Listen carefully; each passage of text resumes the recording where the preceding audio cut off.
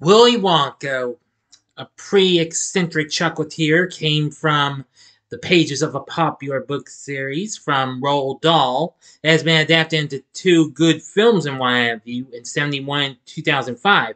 And I just recently saw the new prequel to this here character in Wonka, now playing in theaters. But is this new prequel a sweet treat for the entire family? Or is this one a complete bittersweet experience? Find out in this spoiler-free review right now. Back Days! Entertainment rankings and reviews. So greetings, my fellow YouTubers, and welcome to Big D's Entertainment Rankings and Reviews. My name is Doyle, better known to you as the Big D, and this time around I bring to you a spoiler-free review of the just now released musical fantasy flick Wonka, released by Warner Bros. Along with Village Roadshow and the Roald Dahl story film and Heyday Films, directed by Paul King, starring Timothee Chalamet in the title role, along with Calah Lane, Keegan-Michael Key, Rowan Atkinson, Sally Hawkins, and more, plus Hugh Grant. Now then, with a screenplay by Simon Farnaby and King himself. Yes, the director of the film is Paul King, who of course was best known for directing the Baynton films. And of course, the story was written by King. Of course, it's a prequel to, well, some great movies and what. It tells the origin story of Willy Wonka, a character from Roald Dahl's book, Charlie and the Chocolate Factory, which it's been almost 60 years since this came out, featuring his early days as a chocolatier.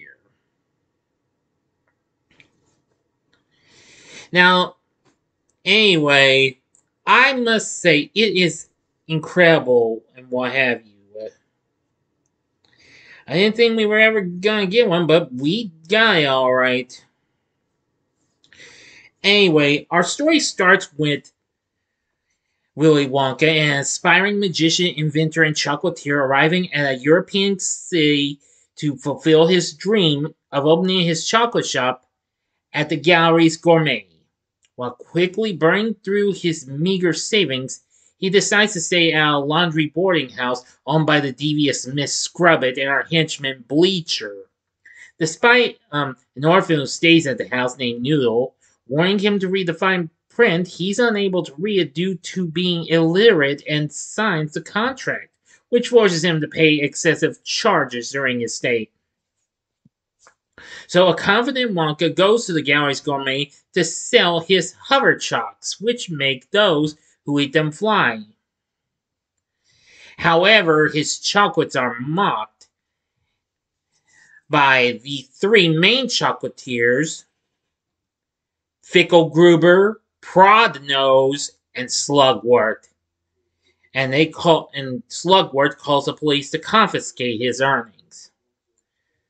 Well, unable to pay his fees, Scrubbit forces Wonka to the laundrette to work for 10,000 days to repay his debt. He works with others that were trapped by the cruel Scrubbit, including Noodle herself, plus accountant Abacus, plumber Piper, comedian Larry, and telephone operator Lottie. Abacus informs Wonka that the three chocolatiers are known as the Chocolate Cartel and are scheming to eliminate their competition. Their base of operations is located under a cathedral, which is run by the corrupt Father Julius and his chocoholic monks, and is where they store a large reserve of chocolate. Well, with Noodle's help, they managed to try and figure out what to do.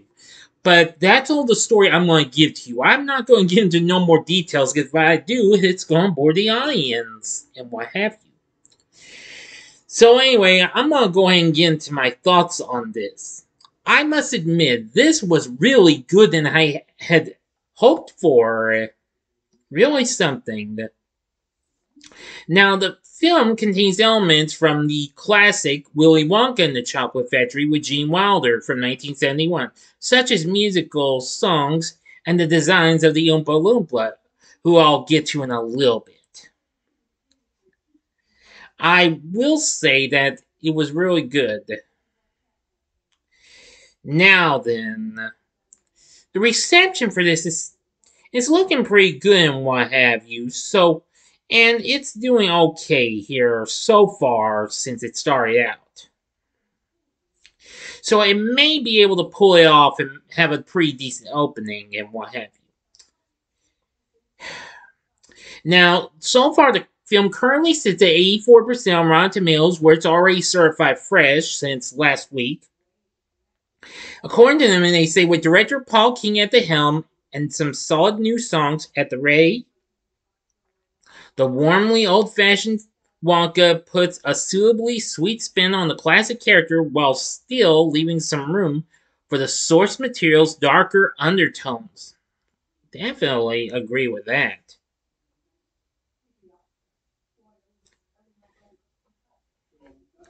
Apparently, while the site found the initial reactions on social media to be mostly positive, with some reviewers criticizing the script and others praising the film's presentation and Mr. Chalamet's performance, there was overwhelming criticism for the making and casting of the film. Then they stated that the film is silly and fun for the whole family with catchy music and stunning production design, even if it loses some of the edge found in its predecessors.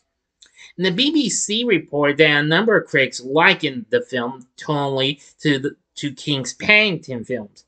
And despite several glowing reviews, some felt that Wonka lacks the darker elements of previous versions.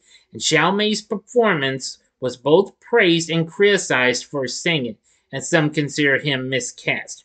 Well, now I kind of disagree with that. I think Timothee Chalamet was absolutely really good. While he may not be able, might not quite be close to as good as Gene Wilder was, I will say I consider, at least I really think I like him a little more than Johnny Depp was in Charlie and the Chocolate Factory. But you don't have to take my word for it. But that's just my saying and what have you. I'm going to say that Chalamet did an exceptionally good performance of this character and what have you. I mean, ever since I first saw him in the film Hostels, and then got to see him a little more in Little Women 2019, and also Dune, which I'm looking forward to the sequel, though we were supposed to get that a month ago. But let's not get on to that topic, thank you. I'm going to say he was good as Willy Wonka. So, Timothée Chalamet was very good. Okay, next playing Noodle is Calah Lane. Well, I found out she was born in Houston, Texas. That's something, what have you. And this is only the second film she's done. The other was the 2019 film The Day Shall Come, which that's one I'm not too familiar with. I don't believe I've heard of that. I'm looking at it, but anyway. Now I see she recently appeared in one episode of the now defunct NBC hit This Is Us. So I'm going to say I really liked her performance in this. Calah Lane, I think she is very good in this. Keegan-Michael Key plays the chief of police. Now, I know who this guy is since I've seen him in a lot of films and what have you. Of course, I've seen him in films like, let's see, Role Models, Just Go With It, and let's see, Let's Be Cops, and gee whiz, there's so many what have Playing with Fire, and lots of other films. And of course, more recently, he voiced Toad in the Super Mario Bros. Movie earlier this year. Anyway, now for the rest of the cast, we have Matt Lucas playing Prodnose. He was pretty good. Matthew Baynton played Fickelgruber. Sally Hawkins, who you may know played Mrs. Brown in the Paddington films, played Wonka's mother. Rowan Atkinson, you know that as Mr. Bean himself, played Father Julius. Pretty good character. Jim Carr played Abacus Crunch, and I'm going to say I liked his performance. Natasha Rothwell played Piper Benz. Olivia Colman played Mrs. Scrubbit.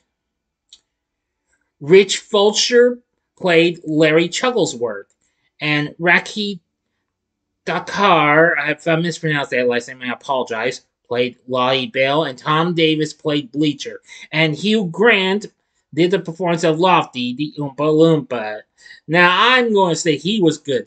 Oh, which reminds me, stay through the first bit of the closing credits and what have you. I won't tell you what that is, okay? There's no post-credit scene. It's sort of like kind of a semi-mid-credit scene as the credits are rolling, you know. Well, I think you understand what I'm saying. So anyway, the cast is very good and what have you. I liked it. Let's see.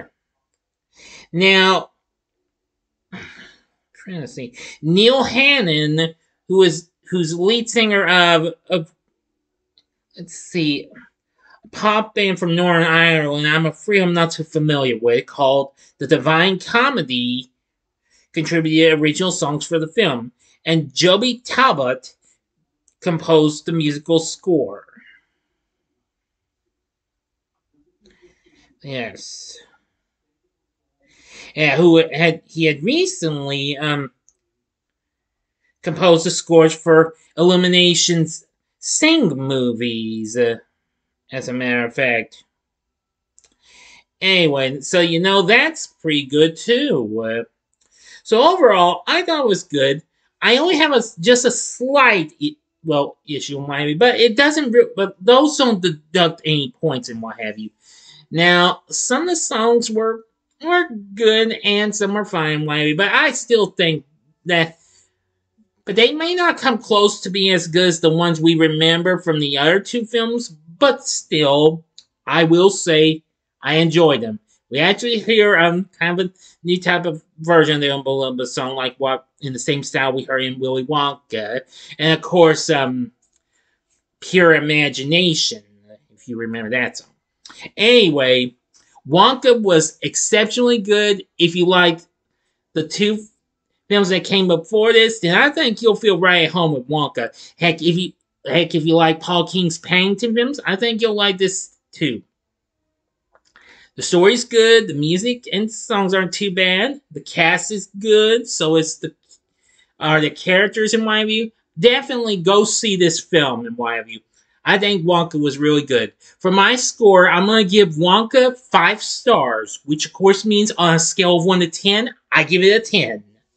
So what did you think of Wonka? Let me know in the comments section below. If you liked the video, click the like button, subscribe, and be a part of the Big D Nation. Join me next time when I bring to you my review of the grand finale to the Lord of the Rings trilogy in The Return of the King. So thanks for watching, and if you like this, check out these other videos. In the upper left-hand corner is my re-review of Willy Wonka and the Chocolate Factory from 1971. The upper right-hand corner is my review of James and the Giant Peach, another film based on a Roald Dahl book. Or if you would like, go to the bottom left-hand corner and see my review of Paddington. And the bottom right-hand corner is the button you can click to subscribe. If you like rankings and reviews on movies, TV, music, video games, etc., then I'm your guy. Thanks for watching. Until next time, I'm the Big D saying, see ya.